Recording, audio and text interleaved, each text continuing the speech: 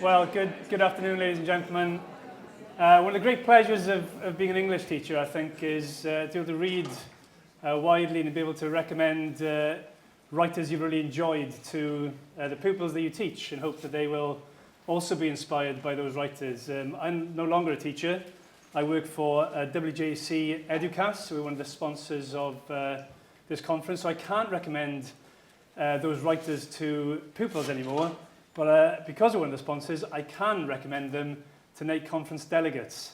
And it's a real pleasure to introduce one of those writers to you this afternoon. We've got Tessa Hadley with us, who has a short story regularly published in The New Yorker, which is a sort of mark of quality in itself. And her 6 novels have all been published to great acclaim, and we're very privileged to have her with us here today. She's been called one of English's finest contemporary writers, and we're really pleased to have her with us, and I'm sure you want to welcome her with me with a round of applause. Thank you.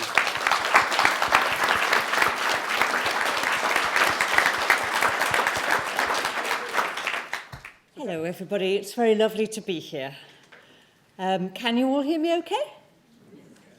So I'm going to start with a bit of reading, and before I read anything of my own, I don't know, it's a strange night last night, and there may be a few enthusiastic Brexiteers in the audience, but my feeling is quite a lot of you will be wondering what murky path, what new place we're travelling to today and in our future. And I've got this lovely little piece of writing about writing that it's not mine. It's by a Belgian novelist who I'm a huge fan of, called Jean-Philippe Toussaint. And strangely, this book of his is about football, and I bought it for my husband, who's sitting at the back. But it's got this, lots of it's about goals and watching World Cup, but it's got this lovely bit about why writing matters. And somehow this morning after last night, it felt right. I felt I wanted to begin with that. It's a very sort of heartfelt declaration, and I'm English, so I would probably keep that back. But he's Belgian and he's writing in French, so he puts it right out there eloquently, and I thought I would share it with you. And it begins, Brazil 2014. I went through some difficult times in early 2014. My father died in December 2013, and I had just completed a sequence of novels that had kept me busy for over 10 years. A cycle was coming to an end, leaving me empty and lost. I experienced a crisis, a fleeting moment of doubt, uncertainty, and dejection, which led me to inquire into the meaning of my life and my commitment to literature. What does it mean to create today in the world we live in? It means proposing, now and again, an act of resistance that is not modest but minor. A signal, a book, a work of art, which will send out a faint, vain, and wanton light into the night. I had been revolving for several months around this idea, this inquiry, these questions. What I was doing in stubbornly pursuing my work as a writer for 30 years was simply forcing myself to assert a possible human path, a way, an attitude, a delicacy, a subtlety, a gentleness, a dignity, which in terms of immediate advantages, glory, money, fame, in short, everything that weighs down on even the least significant football star, mightn't bring me much, but which would serve as an example to my children, and through them to future generations, to the human race as a whole. In spite of the difficulties, in spite of the harshness of the task, I had to persevere, not deviate from my path, stay away from the hubbub and agitation of the world. Not that I reject light or fear it, but in order to create, I need shadow silence, and solitude. You can see what I mean about we British don't talk like that about our art. She's the one. The winter after her brother killed himself, Ali got a job at a writer's centre near her parents' house, helping out with admin in the office. It wasn't a satisfactory job, only part-time and not well paid. She was 22. She had just finished her degree in English literature and should have been building towards some sort of career. She had planned to move to Manchester, where she had been at university. But everything like that had to be put on hold, while at home, her family melted down into a kind of madness. It was a relief just to leave the madness behind and drive across the moors 4 mornings a week to the centre several miles away. She had the use of a car because, for the moment, her mum wasn't going to work. The moors that winter were often under a crust of snow, not enough to blanket them in white, but a mean, dirty frosting on the hard earth and wilted shrubs. Ali didn't mind the bitter weather. Her guilt at getting out even for a few hours would fall away as she drove, leaving the town behind. Sometimes when she parked at the centre, crunching into the gravelled space between the kitchen and the high black garden wall, where the stones were mossy and ferns grew in the cracks, she was really all right for a moment. I'm really all right, she would think, carefully, lightly, as she pulled the key from the ignition, trying not to examine the sensation too closely or lose it with any sudden movement, as if it were a thin, filmed, shiny bubble poised in her chest. The centre was in a big, bleak house built in the early 19th century, isolated in a dip in the middle of the moors beside a river. It had been modernised to suit its new function. A couple of outbuildings along from the kitchen had been converted into a studio for writing, and an office, homely with comfortable ticking of computers and photocopier and fax machine. Fluorescent post-it notes were stuck to the office shelves, reminding the staff of things that needed doing, the set procedures for each group of students that came and went. Ali quickly mastered all these. She was capable and sensible. The organisers of the centre, Kit and Sam, were pleased to have her helping out. Also, because Ali had always loved reading, the idea was that she would enjoy meeting the writers who taught there. There would be something in it for her too. Ali had got the job through the woman her mum had worked for as a secretary when she was still at work. This woman was a barrister in employment law, and she was on the board of trustees for the centre. In some people, the family's disaster had produced this phenomenon, a crazy energy of organisation on their behalf. Ali was grateful for the job, but it made her mother angry. As usual, she comes barging in thinking she knows best. Mum was also angry, on the other hand, at their neighbours in the close of ex-council houses, some of whom had been her friends for years, but now kept in and out, trying to avoid meeting her. What were they supposed to say after the first few heartfelt encounters? Hilda came to the centre for a week-long fiction writing course. She was one of those students you learn to pick out at the first encounter as a potential flashpoint, someone who might be easily offended or offend others. You treated such students with special consideration that kept them at arm's length. She was Canadian, probably in her mid-50s, small, with thick, perfectly white hair chopped off in a crisp line at her shoulders. She was a vegan and had requested special dietary arrangements in advance. When everyone gathered around the wood stove in the drawing room of the old house for introductions, Hilda chose to sit cross-legged and straight-backed on the floor, her slight, neat body supple like a child's. She must have been good-looking when she was younger, with Scandinavian features, wide mouth and hard cheekbones, something raw in her eyes, their hazel irises flecked with darker brown, and she fixed the tutors while they were talking with a steady, critical, attentive gaze.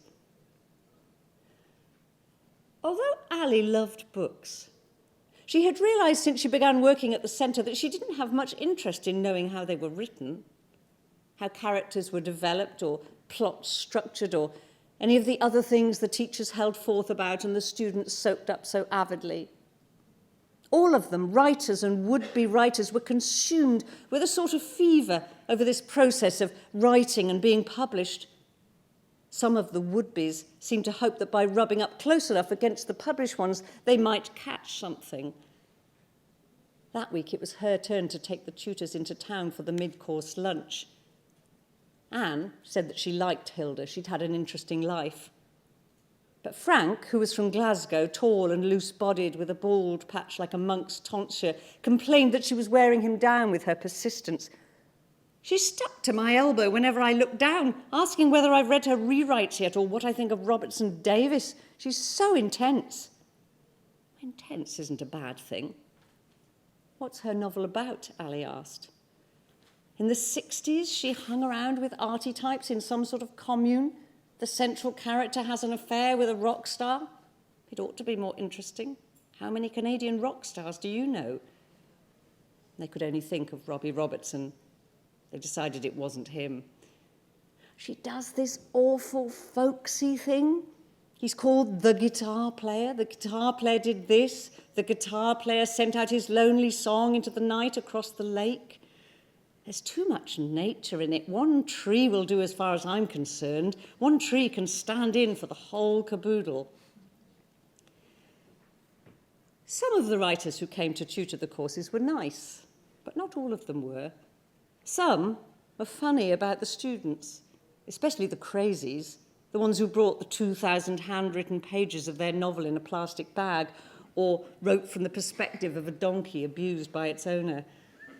These eccentrics might turn out to be geniuses, but usually didn't. Ali wasn't disappointed in the writers. She hadn't expected anything from them in the first place. It hadn't occurred to her to be interested in writers as individuals beyond their work. To her relief, no one whose books she'd read ever came to the centre, though sometimes she did have to pretend she'd read the writers who did. The writers could be fairly crazy too. You had to be vigilant not to trip up over their vanity and anxiety. Luckily, most of her favourites were dead. How did your own experience, back to thinking of back when you were in school, did that experience at all help you to become a writer later on? Of course, yes. Right from the very beginning, I think, I have these lovely memories of my junior school teacher, who was a Welshman, and this is in the 1960s.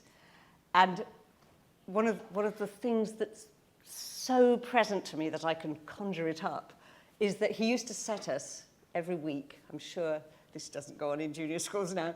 We had to write 5 sentences with the speech marks at the beginning and 5 with the speech marks at the end and 5 with a interrupted by he said or she said in the middle, 1 at each end.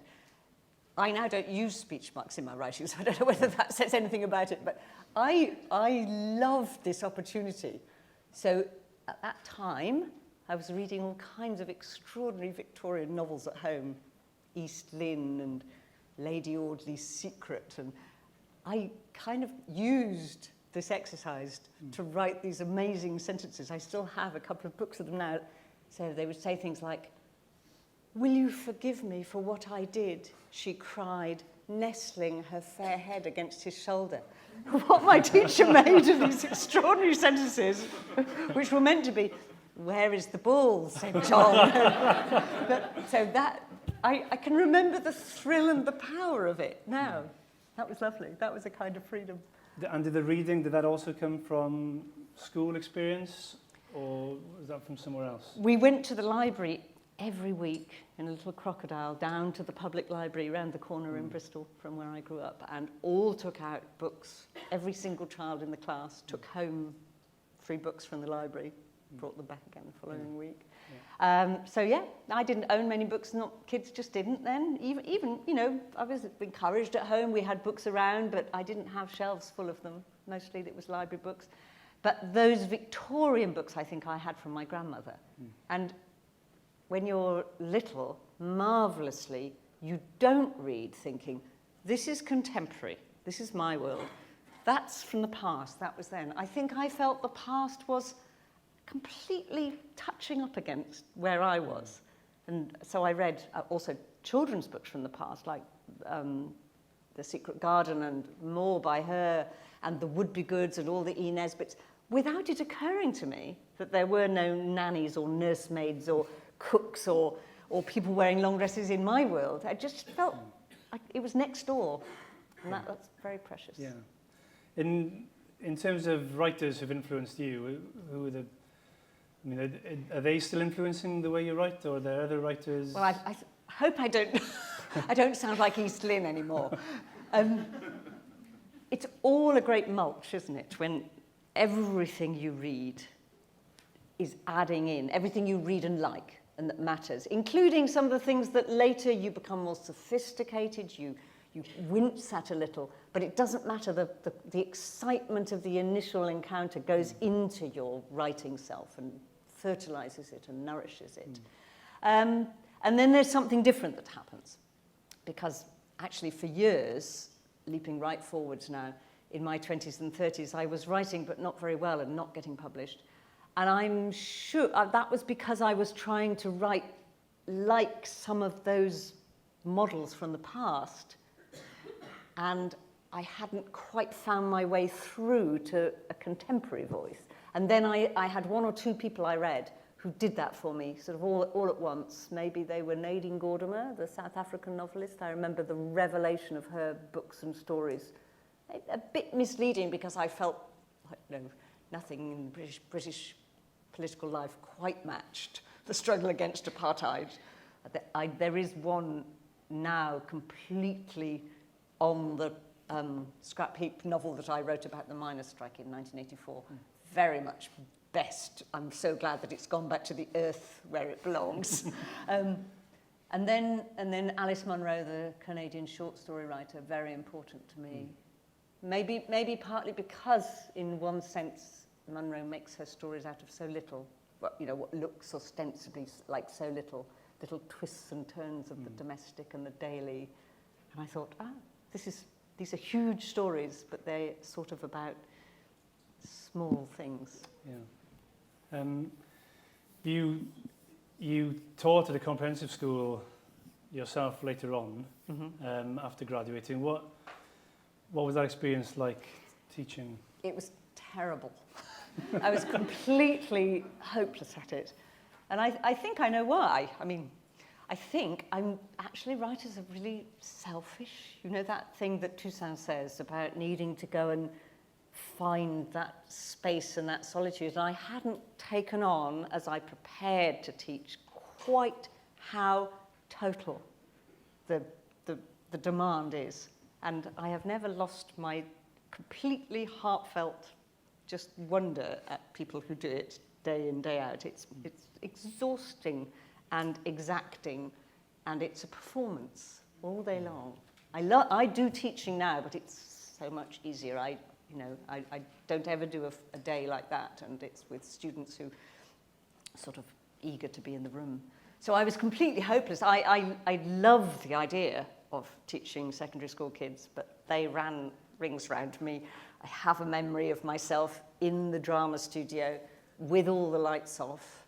Other teachers had neglected to tell me there was a master switch upstairs, shouting into the dark at these hurtling bodies. But I have two lovely memories of that time. So I know from my husband as well, who was a very, very good English school teacher, but I know, even from my own experience, though not to my credit at all, what is possible. One of the memories had one first-year class that for some reason I had conned into believing that I was authoritative. They just didn't see through me, and I had a lovely time with them. And I had these two little boys who were hopeless spellers and messy on the page, and you could see they were not going anywhere. And yet they were so imaginative. And we did this work on the story from the Iliad, where Achilles is refusing to fight, and and Patroclus goes to fight the Trojans in his place, and Patroclus's horses look round and they warn him in voices. They speak to him and they tell him he's going to die.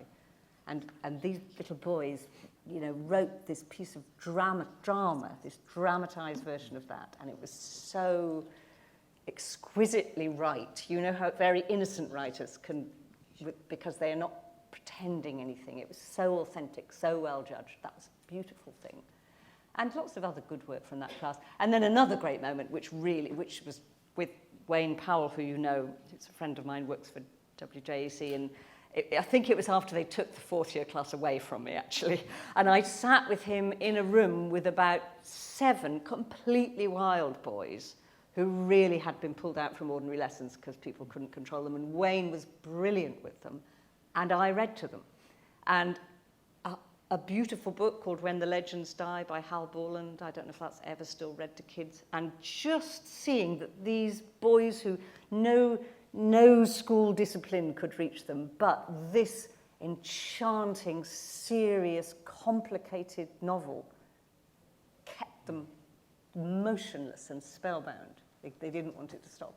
So I know that that's possible, but it's so hard to get to the point where you can do that, and so I'm so full of admiration. Yeah, for it's one of the teachers. great privileges of teaching when it does happen. But you're still teaching. You're teaching now. Yeah. You're a professor of creative writing Yeah. at Bath Spa University. You've got, you know, a different type of student in front of you who wants to learn. But teaching creative writing, where do you start? What do you do with them? Well, two places, I suppose, really. One of them is that you keep on, as ever, talking about reading, because all writing starts with reading. If ever you hear a student, no, you don't hear this among the MA students I teach, but I've sometimes heard undergraduates sort of say, oh no, I don't read much, I want to do my own stuff. It's incomprehensible and they will never be any good, because writing begins with reading, and you can only learn to write from reading, studying. So there are lovely classes I have where, let's say we do a short story course and we just look at these short stories and we interrogate them just slightly differently from what an English literature class would do, because we ask questions like, why did the writer do it that way? How did he get away with that? Why did he stop there? We're asking, as a writer, those pragmatic questions, but the funny thing is they unlock the meaning and the tone and the texture of the writing, well, better, I think, actually, than some of those sort of more theoretical questionings that literature does. So that's one thing. But the other thing is we start from their work, of course. The students on the MA course all bring along what they're doing. And there are no rules, there's no toolkit, there's nothing you can teach people that will enable them to write a good novel. But what you do is you say, oh, let's look at this novel. Okay, you've started in the wrong place. That's really good, that bit there, but here it's gone. So it's a very hands-on, very piece by piece, very individual kind of teaching and learning. A luxury, really, a great luxury. Yeah. It may be difficult to break it down, but, you know, here with teachers thinking about teaching pupils in the classroom to write. For you with those students, you know, what are the key things you want them to have by the end of the time they're with you? I think, clarity. Absolutely say what you want to say and make sure the reader gets it. So many writers think that getting better at writing means getting more obscure and less clear, and it's the opposite. Always be clear and be truthful. Don't lie. That sounds like a simple command, but of course it's the most difficult one of all. You know, don't borrow somebody else's cliche or shortcut. Tell the truth about that moment. That, all right, it's a paradoxical thing to ask because the moment doesn't exist, you're making it up. But at the same time, it does have a truth. You have to find your way through to the truth of that moment and tell it simply and clearly. Just in terms of your own writing, coming back to that, and thinking about that truth, where does the story begin with where does it begin? Does it begin with a plot? Does it begin with a moment or an idea, a character? Where does it begin for you? Probably with a plot and a character, which sounds so elementary, doesn't it? But I actually do think stories are at the root of humanness, and at the root of stories, there is a somebody to whom something happens, and that's where you begin. And that's when I have a short story idea, a moment, that's how it comes, sort of that person, and then that hits them. Or they fall down that hole. This girl with her brother's suicide. I don't know where that came from. Where does that stuff come from? I don't know. It doesn't come from, it sometimes comes from personal experience, but often not. It's amazing if one is that kind of dangerous dreamer that writers really are. It's a very strange thing. You do have this facility for making up stuff that hasn't happened to you, but it feels immediately as if it has. And you know the things you can't do. You know straight away. I'll never be able to write that. I have no idea what that's like. So to write in a particular voice or as a particular character? Yeah. It's funny, in a novel, or maybe in a story, but it really shows up in a novel, what you often get is, say in my latest novel, The Past, there's a group of people gathered together in a house for 3 weeks, and there are some of them I knew from the beginning I would go inside their heads, we'd live inside them, we'd be them, I could do them, I knew them. And then I knew that one person in particular was completely unfathomable. That was her power, in fact, over everybody else around her, was that none of them could get inside her, and I couldn't either. And I would have failed if I'd tried to write her. She would have come over as fake, but instead, very effective to do it like this. You just have everybody else watch her and see her, and you have her move and speak, but she remains, as it were, sort of closed. You can't get through to her. Hi, I just wondered, how do you deal with getting them to write, apart from the exam conditions, when they have to write in such a limited space, when they've only got, again, the word count, 350 to 450 words, and trying to cram a plot in, telling them to be ambitious, but they're not overly ambitious because they can't handle Hollywood-style plots. No, and nobody on earth can handle a Hollywood plot in 350 words. So it has to be a different beast, doesn't it? And in a way, I would say 350 words, I mean, you could just model this for them by finding some really short, tiny little pieces. And I would say there's time for one move, a situation in which one thing turns, one little insight comes, one thing that changes everything gets said. Absolutely don't try to, and this was my family, and then we did this, and then that happened, because that's going to sound silly. So, I would try and have a really good few samples of tiny fragments of flash fiction, I guess. I'm hesitating to call it that, but that's what 350 words is. Just little lovely pieces. Is this too sophisticated? It depends what age group. There are some beautiful Borges parables. I mean, they're absolutely not aimed at children, but I wonder whether children wouldn't like some of them. Jorge Luis Borges, the Argentinian writer, and he writes these parables, and one of them that I do a lot when I'm starting my short story course, it says, in a lovely short paragraph, a man is lying dying in a shed. There's a wolf's footprint in the snow, the sun is setting, and across the fields, he can hear the angelus ringing.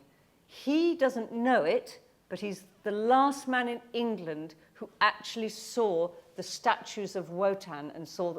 So he doesn't know it, but he's the last man who remembers the pagan religion. Now the angelus is ringing across the field. And then there's a second paragraph which says, when each one of us dies, how many things will die with us that nobody else can remember anymore? Now it's complicated, but I don't know that isn't accessible to children. So a little twist of thought like that could work beautifully in 350 words.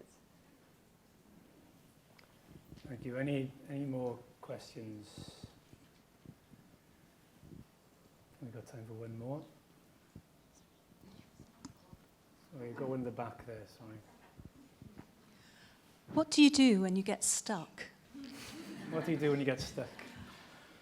Well, the real answer is sit there and write yourself out of it. Sometimes I write at my computer.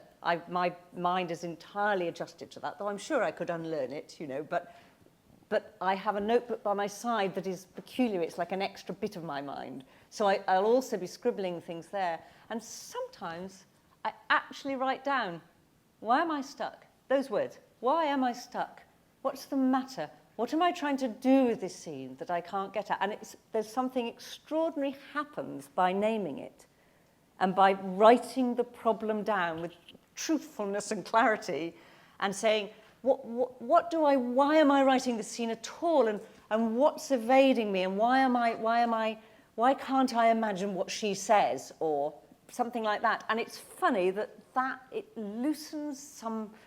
Stuckness is always about going too self-conscious, isn't it? And I mean, writing seems to have two energies. One of them is clever, controlling, managing, thinking as hard as you can make your head think. And the other one is dreaming.